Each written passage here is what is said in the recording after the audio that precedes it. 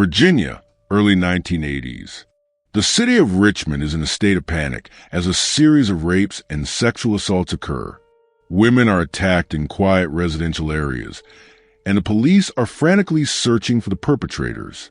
In the midst of this tension, Thomas Hainsworth, an 18-year-old black man, is arrested after one of the victims identifies him on the street. Thomas had no criminal record and was a diligent worker at a local grocery store. But a strange coincidence, a face and build identical to the real culprit, would send him into a nightmare that would last nearly 30 years. From the beginning, Thomas maintained his innocence. He had no motive, no evidence linking him to the crime scenes, other than the identifications of a few victims. But in the legal system of the time, eyewitness testimony was considered gold. In 3 separate trials in 1984, Thomas was convicted of rape in 3 separate attacks and sentenced to a total of 74 years in prison. He entered prison before he had even lived out his youth, believing that one day the truth would come out. 2 months after the shooting, Rubin Carter and his friend John Artis were arrested again. The reason?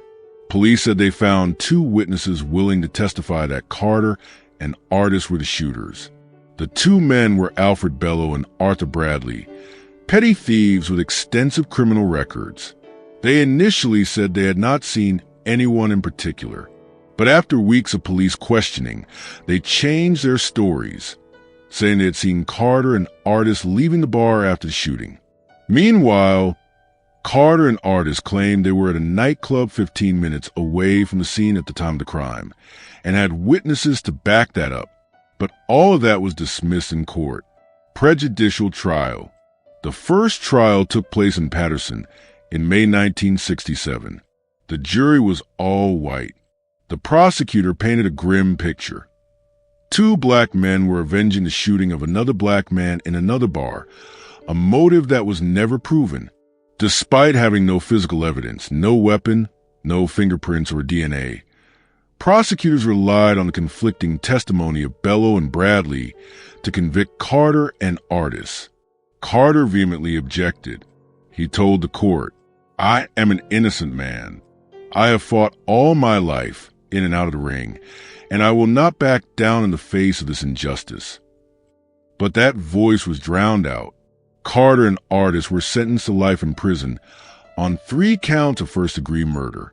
Both were stunned. No one believed justice could be so easily perverted. Carter in prison, the unyielding prisoner. Rubin Carter never accepted his fate. He refused to wear a prison uniform, refused to eat in the mess hall, refused to submit to a system he believed was unjust.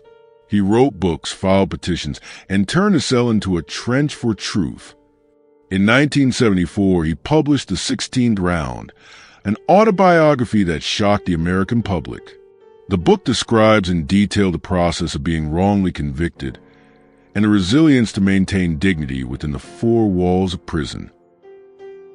After The 16th Round was published in 1974, thousands of letters poured into the Trenton State Prison, where Rubin Carter was being held. People across the country began to ask, how could man be convicted based on conflicting testimony? How could justice be so easily perverted? Among those who took notice of the case was a young artist from Minnesota, Bob Dylan. When he read Carter's book, Dylan was outraged.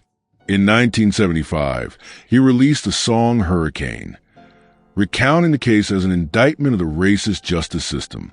All of Rubin's cards were marked in advance, / the trial was a pig circus. He never had a chance. The song quickly went viral. Protests erupted everywhere. A multiracial coalition called the Justice for Carter Committee was formed to overturn the conviction. A second chance. Social pressure mounted. Finally, in 1976, the New Jersey Supreme Court overturned the original conviction, concluding that the prosecution's concealment of evidence and use of contradictory testimony constituted serious violations. Rubin Carter and John Artis were retried in December 1976. But once again, the system failed them. Prosecutors again brought in Bello as a star witness, despite his testimony changing several times. They emphasized racial motivation, even though there was no evidence that Carter or Artis had been involved in the previous incident. Result: life sentence again. Carter called the trial a second dirty blow from a broken system. Hope from Canada. Carter's life took a new turn in 1980 when a group of young Canadians and professors read his book and decided to come to America to find the truth. The group consisted of Lisa Peters, Sam Chaidon, and a group of students from Toronto High School. They were not lawyers. They were not journalists. They were simply people who believed in justice. But it was that belief that made things extraordinary. They moved to a New Jersey prison and set up a campaign office to research the legal records. They found evidence that prosecutors had committed fraud in both trials, deliberately withheld information, and used discredited testimony to convict Carter. They hired attorney Myron Beldock, a man known for overturning wrongful convictions. With the help of a Canadian group and attorney Myron Beldock, Rubin Carter began filing a lawsuit in the federal court in 1985. This time, he not only complained of a miscarriage of justice, but also alleged that his conviction was a result of systemic racism and prosecutorial fraud. The lawsuit was filed before Judge H. Lee Sarakin in the Federal District Court in New Jersey. Sarakin is a judge known for his fairness and intolerance of injustice. He examined the case file carefully, especially the 1967 and 1976 trials, inconsistent witness testimony, and the prosecutor's concealment of evidence. Historical verdict. On November 7, 1985, after nearly 20 years of fighting for the truth, Judge Sarakin announced a reversal of convictions of Rubin Carter and John Artis. In the 29-page ruling, he wrote, "The convictions of Carter and Artis were not based on facts, but on racism rather than justice." Judge Sarakin concluded that the case violated serious constitutional rights, including the right to a fair trial under the 14th Amendment. Rubin Carter, after 19 years, 4 months, 27 days in prison, was released immediately. He walked out of federal prison wearing his signature felt hat, his head held high, his eyes filled with tears. Outside the prison gates, crowds of supporters cheered, holding up signs that read, "Welcome home, Hurricane." In the twilight of that day, a man once framed as a murderer was once again a symbol of freedom and dignity. Carter behind bars, a life reborn. Instead of wallowing in bitterness, Carter chose to turn his pain into action. He moved to Canada and became the executive director of AIDWIC, Association in Defense of the Wrongly Convicted, now Innocence Canada, which helps wrongfully convicted people like himself. Carter traveled the world, speaking at universities, human rights conferences, and legal forums. His voice resonated in the minds of generations of young lawyers with a clear message. No one can sit idly by while the truth is buried under the dust of prejudice. Farewell. In 2012, Carter was diagnosed with terminal prostate cancer. Despite his illness, he continued to fight for justice until he was no longer able. On April 20th, 2014, Rubin Hurricane Carter passed away in Toronto at the age of 76. There was no grand funeral, no pompous ceremony, but millions around the world mourned him, not just as a great fighter, but as a warrior for justice and human rights. Rubin Carter is not the only person who's been wrongly convicted, but the way he fought back with intelligence, with resilience, with words rather than anger, made him a special icon. After being exonerated, Carter did not turn away from his past. Instead, he embraced it as part of his mission. He became a powerful voice for hundreds of others who were wrongfully incarcerated, especially people of color and poor people who often had no means to defend themselves against a complex and sometimes biased justice system. Carter once said, "I spent almost 20 years of my life in prison for a crime I did not commit, But if my freedom can help other innocent people to be freed, then that is justice I accept. Impact on the exoneration movement in the U.S.